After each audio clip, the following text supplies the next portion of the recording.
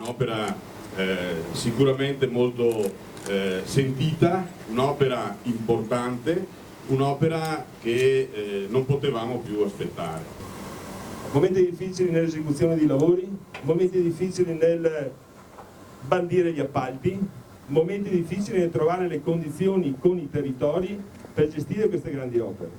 Noi abbiamo fatto delle perequazioni di territorio, di aree territoriali, per costruire il nuovo fanno e per creare le condizioni affinché Parè avesse un'area ludico dove poter permettere una qualità di vita superiore. L'apertura di nuove vie di comunicazione per abolire le distanze e congiungere i paesi contribuisce all'incontro e alla solidarietà fraterna secondo il disegno provvidenziale di Dio.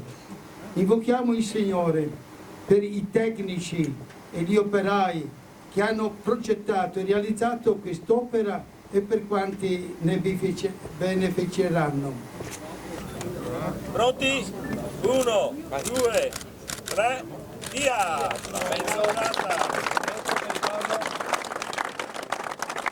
Un'opera strategica attesa dal territorio.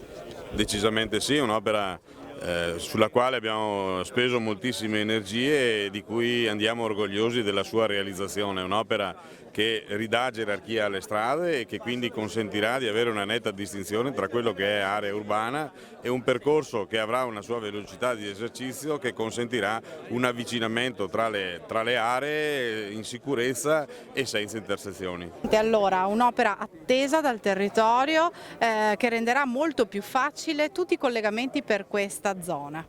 Sicuramente si entra in un grande progetto, stiamo parlando di un progetto del 2000 che dopo l'apertura della galleria di Segosino proveniente da Quero, per cui dal Bellunese, abbiamo studiato questo percorso prioritario per raggiungere l'autostrada 27, il casello dell'autostrada 27.